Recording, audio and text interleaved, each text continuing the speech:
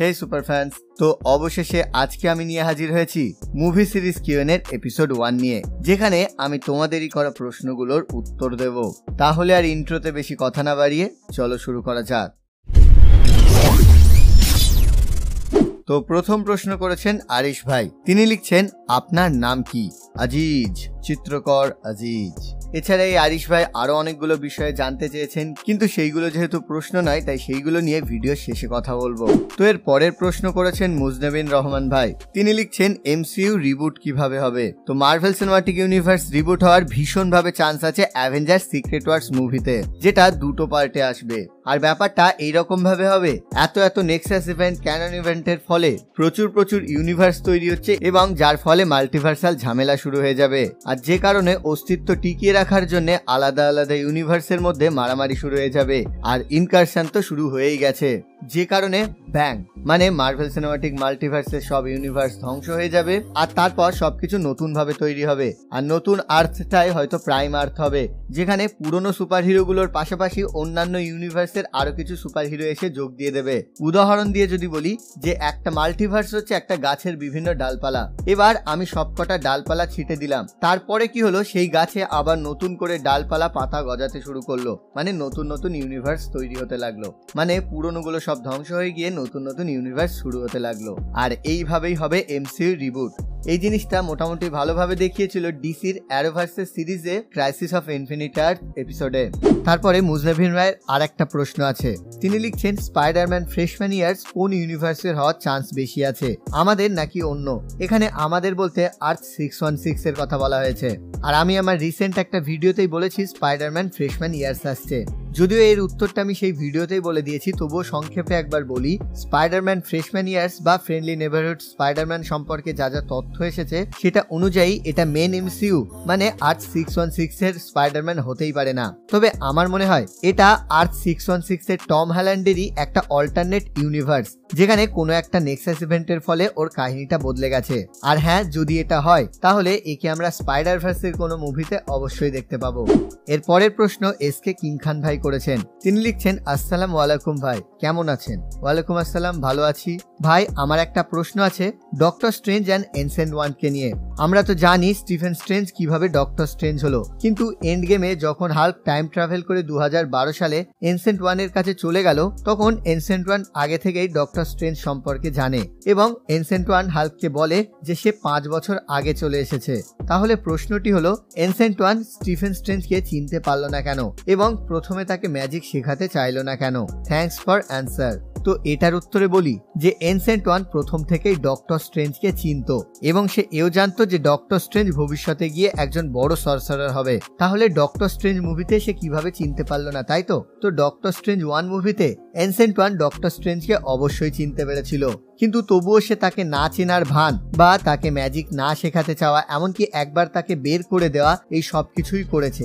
আসলে এইগুলো সে ইচ্ছা করেই করেছে, কারণ ডক্টর স্ট্রেঞ্জ এই রকম ঘটনার মধ্য দিয়ে গিয়েই ডক্টর স্ট্রেঞ্জে পরিণত হবে, এটাই বিধির বিধান।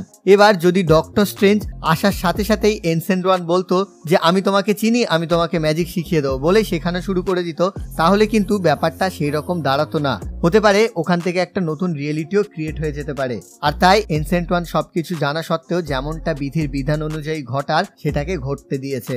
যেমন উদাহরণ দিয়ে বলছি, অ্যাভেঞ্জার্স ইনফিনিটি ওয়ার মুভিতে একই রকম ভাবে ডক্টর স্ট্রেঞ্জ জেনে গিয়েছিল যে অ্যাভেঞ্জার্স এন্ড গেমের শেষে টনি স্ন্যাপ করবে এবং থ্যানোসের আর্মিকে মেরে ফেলবে, তারপর সে নিজেও মারা যাবে, কিন্তু তবুও সে সেটা টনিকে আগে ভাগে জানায়নি। এমনকি এন্ড গেমের এন্ডিং ব্যাটেলে যখন টনিওকে জিজ্ঞাসা করলো যে এটাই কি তোমার বলা সেই একমাত্র পথ, তখন ডক্টর স্ট্রেঞ্জ বলেছিল যে আমি যদি বলে দিই যে কি হতে চলেছে এরপরে, তাহলে হয়তো সেটা হবেই না। তো সেই জন্যই এনসেন্ট ওয়ান ডক্টর স্ট্রেঞ্জকে চেনা সত্ত্বেও ওই রকম ভান করেছিল, যাতে যেটা হবার সেটা হোক। এরপর এসকে কিং খান ভাইয়ের আর একটা প্রশ্ন আছে। তিনি লিখছেন, প্রথমে আপনাকে ধন্যবাদ আমার প্রশ্নটি নেওয়ার জন্য। এইবারে প্রশ্নটি হলো স্পাইডারম্যান নো ওয়ে হোমকে নিয়ে। যখন 3জন স্পাইডারম্যান তাদের এনিমিদের সাথে ফাইট করছিল, কিন্তু শেষে যখন আর্থ 616 এর স্পাইডারম্যান গ্রিন গবলিনকে গ্লাইডার দিয়ে মারার সময় বুলি ম্যাগুয়ার স্পাইডারম্যানকে আটকে ফেলে, এবং নরম্যান অসবর্ন বুলি ম্যাগুয়ারকে পিছন থেকে আঘাত করে। এখন প্রশ্নটি হলো, নরম্যান স্পাইডারম্যানকে কি ছুরি দিয়ে আঘাত করেছিল? হ্যাঁ, স্পাইডারম্যানকে তার স্যুট বা আর্মারের হাতের সাথে লাগানো ছুরিটা দিয়ে আঘাত করেছিল, তবে পেটে নয় পিঠে আঘাত করেছিল। দ্বিতীয় প্রশ্ন, ছুরি দিয়ে মারার পর স্পাইডারম্যান মারা গেল না কেন, নাকি তার ইউনিভার্সে গিয়ে মারা যাবে? তো এটা খুব সহজ উত্তর যে আঘাতটা খুব একটা গুরুতর ছিল না, যে কারণে সে মারা যায়নি, এমনকি তার ইউনিভার্সে গিয়েও সে মারা যাবে না। আমার মনে হয় টবির স্পাইডারম্যানকে যদি মারতে হয় তাহলে সিক্রেট ওয়ার্স এর মতন কোনো একটা বড় মুভিতে একটা ভালো ডেথ দেবে। 3 নম্বর প্রশ্ন, তাহলে কি আমরা ভবিষ্যতে টবি ম্যাগুয়ারকে দেখতে পারবো না? অবশ্যই পারবো। আমরা টবির সোলো মুভি না দেখতে পেলেও, স্পাইডার ভার্সে না দেখতে পেলেও অ্যাভেঞ্জার সিক্রেট ওয়ার্সে দেখা যাবেই যাবে। এর পরের প্রশ্ন মিজান খান ভাই করেছেন। তার প্রশ্ন, ভাই স্পাইডারম্যান 3 এর লাস্টে আমরা স্পাইডারম্যানের নতুন স্যুট পরতে দেখলাম, সেটা কিভাবে বানালো? সেটা সে নিজেই বানিয়েছিল। এর জন্য সে কোনো স্টার্ক টেকনোলজিরও হেল্প নেয়নি বা কারোর হেল্প নেয়নি, সম্পূর্ণ নিজের দক্ষতায় বানিয়েছে, যেমনটা আগের দুটো স্পাইডারম্যান বানিয়েছিল। আর রুমার আসছে যে ক্যাং ডিন, মানে হয়তো ক্যাং ডাইনেস্টি বোঝাতে চাইছে, 2 পার্ট হবে।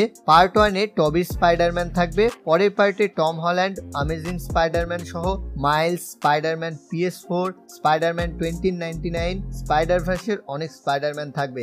এটা কি সত্যি? কিছু মনে করবেন না এত বড় প্রশ্ন করার জন্য। না, বড় ছোটর কোনো ব্যাপার নেই, প্রশ্ন জাগলে অবশ্যই করো। তো এবারে আসা যাক উত্তরে, যে অ্যাভেঞ্জার্স ক্যাং ডাইনেস্টি একটা পার্টেই হবে, সিক্রেট ওয়ার্স 2টো পার্টে হবে। আর আমার মনে হয় না অ্যাভেঞ্জার্স ক্যাং ডাইনেস্টির পার্ট 1 এ টবির স্পাইডারম্যান থাকবে, কারণ Avengers ক্যাং dynasty Marvel cinematic multiverse এবং ক্যাং এর উপর বেশি ফোকাস থাকবে। তবে সিক্রেট ওয়ার্সে টবির স্পাইডারম্যান থাকার 99.9% চান্স আছে।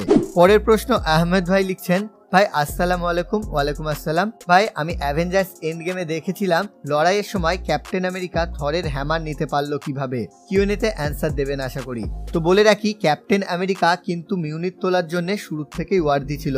মানে captain America first Avengers movie শেষে যখন সে নিজেকে স্যাক্রিফাইস করলো, তখন থেকেই সে কিন্তু মিউনিট তোলার জন্য ওয়ার্দি হয়ে গিয়েছিল। আর যার কিছুটা প্রমাণ আমরা অ্যাভেঞ্জার্স এজ অফ আল্ট্রনেই পেয়ে গিয়েছিলাম, যেখানে বাকি অ্যাভেঞ্জার্সরা মিউনিট না নাড়াতে পারলেও ক্যাপ্টেন আমেরিকা কিন্তু মিউনিটটা হালকাভাবে নাড়িয়ে দেখিয়েছিল। আসলে তখনই স্টিভ রজার্স বুঝে গিয়েছিল যে সে মিউনিটটা তুলতে পারবে, কিন্তু তখন থরের ওই রকম রিয়াকশন দেখে সে আর মিউনিট তোলেনি। কিন্তু এন্ড গেমে যখন থ্যানোসের কারণে থরের জীবন নিয়ে টানাটানি এসে যায়, তখন বাধ্য হয়ে ক্যাপ্টেন আমেরিকা মিউনিট তুলে ফেলে।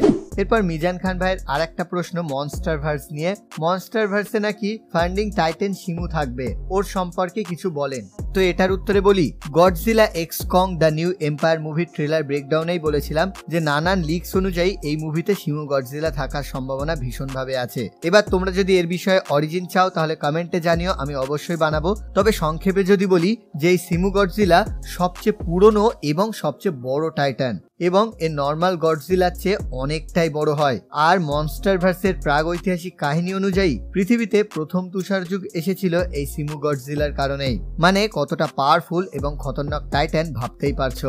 তো এবারে শেষমেশ আসা যাক আরিস ভাইয়ের কমেন্ট গুলোতে। তিনি অনেকগুলো কমেন্ট করেছেন। একটাতে তিনি জিজ্ঞাসা করেছেন, আপনি ব্রাজিল না আর্জেন্টিনার সাপোর্টার? আমি খুব একটা খেলা দেখি না, তবুও যদি বাঁচতেই হয় আর্জেন্টিনার সাপোর্টার। এছাড়া তিনি টাইগার শ্রফের গণপাত, ফ্লাইং জ্যাট এইসব মুভির সিকুয়েল আসবে কিনা জিজ্ঞাসা করতে চাইছেন। তো এদের পার্ট 1 ফ্লপ হওয়ার পর আমার মনে হয় না যে এদের পার্ট 2 আসবে। এছাড়া আরিস ভাই আর যে মুভির বিষয়ে কথা বলতে বলেছেন, আর সেই সব মুভি নিয়ে আমরা অলরেডি আমাদের বং পপ কালচার পডকাস্ট চ্যানেলে আলোচনা করেছি, এবং ওই চ্যানেলে নতুন নতুন যা মুভি বেরোয় সব মুভি নিয়েই আমরা আলোচনা করি। সেই চ্যানেলের লিংক ডেসক্রিপশনে দেওয়া আছে, দেখে নিও। তো প্রথম কিউএনএ ভিডিওটা ভেবেছিলাম ছোট হবে, কিন্তু কথা বলতে বলতে অনেকটাই বড় হয়ে গেল। তবে এটা বানিয়ে ভীষণ মজা পেয়েছি, তাই এর পরের পার্ট চাইলে প্রশ্ন করতে থাকো, চেষ্টা করব সব প্রশ্নেরই উত্তর দেওয়ার। আপাতত এই ভিডিওটা এই পর্যন্ত। ভিডিওটা কেমন লাগলো কমেন্টে জানাও। যদি ভালো লাগে লাইক করো, বন্ধুদের সাথে শেয়ার করে দাও। আর চ্যানেলে নতুন হলে অথবা সুপার হিরো বিষয়ক নতুন ভিডিওর জন্য চ্যানেলটাকে সাবস্ক্রাইব করে দাও।